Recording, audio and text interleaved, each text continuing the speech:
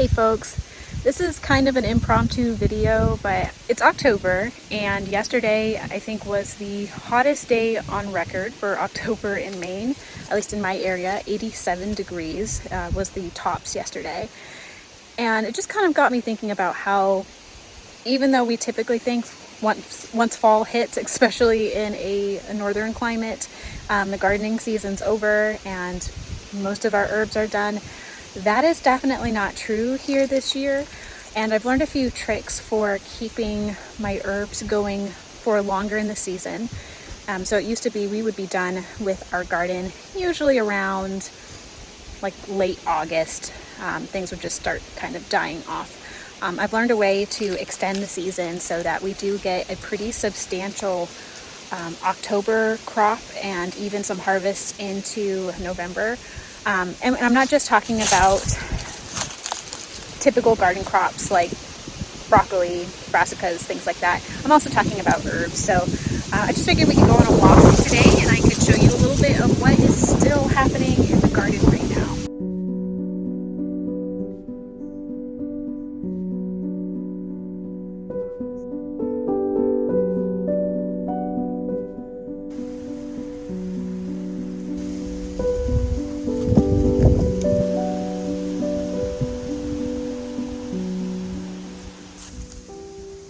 So fall is definitely in full swing. You can see leaves falling on the ground. We've had quite the drought this year. Very, very little rain in August and September. So we didn't get that, haven't yet anyway. We haven't gotten that beautiful fall color. So if you watched one of my most recent videos, I was talking about how we got 12 chickens and we weren't sure if any of them were roosters. None of them were, so we ended up getting a donated rooster from our church, from a church friend. So this is Kevin. Kevin is not well socialized, so he's a bit of a challenge to get in when I do let the birds out. I will wait till it gets dark, and when my husband gets home, we'll catch him and put him in with the girls.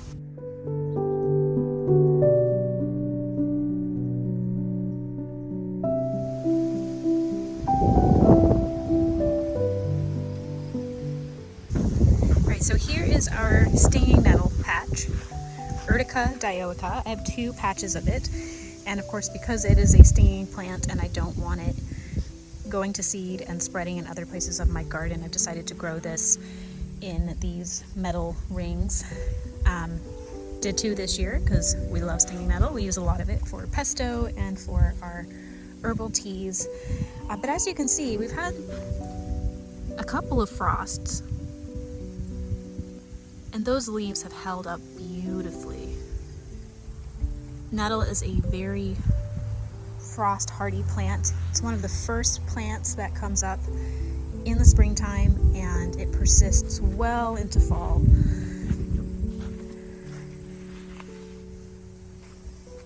Right, let's see what else is still happening in the garden. We did do a late planting of sunflowers. Those are starting to die off now.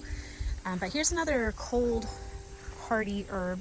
Now when I say cold hardy, that doesn't always mean that the foliage survives over winter. Sometimes that's just simply the roots will survive and it will put on new growth. But some of these are a little bit frost resistant, and I would say that this lemon balm is doing pretty well.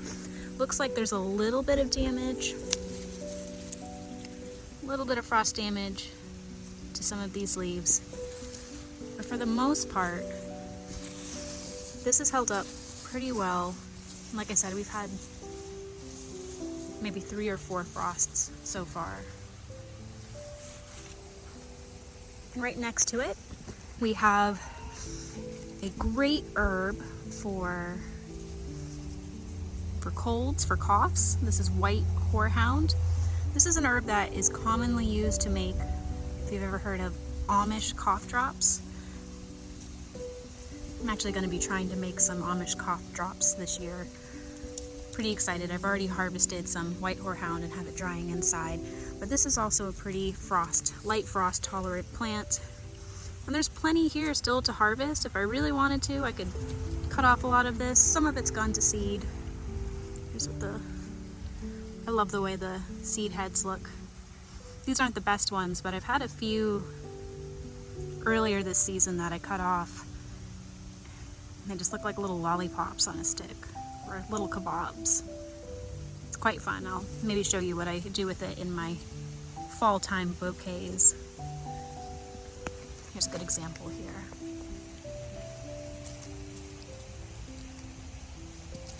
Very neat. And then of course the seeds are just inside there. This will spread great on its own. Right here are some mullein plants. If you've watched my most recent video, we made a mullein tincture, and I was talking about how I had harvested some mullein leaves as late in the season as January when there was snow on the ground. And I had a mullein plant that was buried underneath the snow, and the leaves, I mean, they looked about like this one here. A little bit of damage, but it was still in really good shape, comparatively. Mullein is a great plant for the lungs. It's also great for inflammation. Feel free to check out either of my videos on mullein, one where we make a tincture and I share a little bit about my own herbal testimony, and then the first one, which gets really into the scientific benefits of mullein. But as you can see, it's holding up quite well. It doesn't mind a little bit of frost at all. And it looks like Kevin is following us. Right, and over here by the chicken coop, we still have some lavender blooming. So I've already done 2 harvests of lavender, and we still have some more flowers coming off. There's not really enough here. Well, maybe. Might be worth harvesting again. Some of these are blooming again. Some of them have finished for the season. But this is kind of my point. You can continue to harvest your herbs well into October and even November.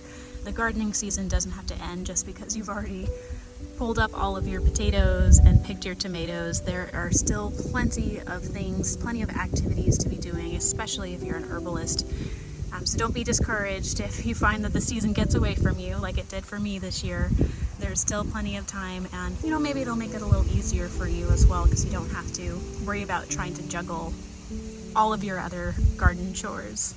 I love having this lavender next to the chicken coop. I'm hoping it will help keep the smell down. I have we've got some marshmallow plants growing there. Our echinacea is already done for the year, and I've cut that back, so you can't really see that, but lots of aromatic herbs over in this area. Then over here is my calendula, and I am super proud of this. So we've been having a pretty severe drought this year. You can see here, we almost never have dead grass in this area, but it's finally started to die back. So around the beginning of August, this whole calendula bed, this whole area here is calendula, was looking really rough. The plants were essentially just dying off, and I honestly thought that my calendula season had been cut short. So I found a way to revive it. I wanted to share a little bit of that here. I think I might make a whole video on how to keep your calendula growing throughout the season and extend your harvest and just learn how to harvest it like an herbalist pro, really. So I did end up putting down some straw. You'll see underneath some of this, we bought a few bales of straw. This was one of our solutions to the drought this year. We ended up having to buy a few bales and put them in a number of places because we were watering so much and it was evaporating so quickly and putting a lot of stress on our well pump. We had to find a more efficient way to water our plants, and soaking some straw, putting that down, and then soaking it again, or doing it in the opposite order, soaking the ground and then putting down the soaked straw, made a huge difference with moisture retention, and it actually helped to revive these plants. But that wasn't enough on its own. What I also needed to do was come through here and remove all of the old dying stems. See if I can find an example here. So some of these have blooms on them, but if you can see, you know, these yellow leaves, there were much more here. I've done a pretty decent job cleaning these plants up. But if you prune calendula pretty heavily, so say you have, here's an old dying one. say you've harvested the flowers here, what you want to do is remove as much of the stem as possible without removing the next flowers. So I would remove this piece here. That's going to make the plant put all of its energy into this bulb. But it also helps with dieback, because when the plants start to have too many dead stems sticking out and they start to feel crowded, what you'll end up with is smaller and smaller flowers. So anyway, I found that this has worked really well to preserve the harvest, but again, this whole area was hit by a very heavy frost, and as you can see, these plants are still doing fantastic. There's tons of new blooms starting to form. We should easily get another gallon jar of just calendula flowers in just a few days if the weather holds up. It's pretty hot right now, it's like 80 degrees. Here's a bit of yarrow over here. These are kind of my placeholders. I think I'm gonna do more calendula in this bed next year, but yarrow is great for filling out a space and preventing weeds from taking it over if you don't know quite what to do with that space yet. Oh wow, this is even starting to put off a new flower. This wants to bloom apparently in October. Here's our bed of mixed mint. So this has some peppermint, some sweet mint, some mojito mint. Not really sure what the difference is, but this all looks great.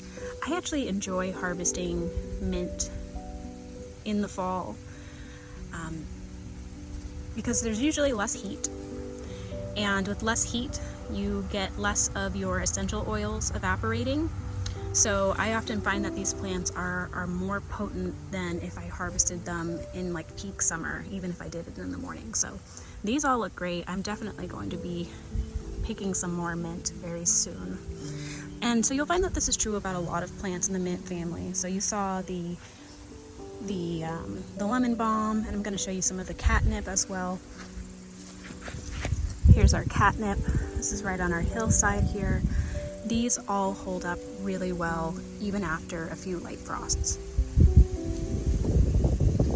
And I have harvested from this area probably, I think twice this year.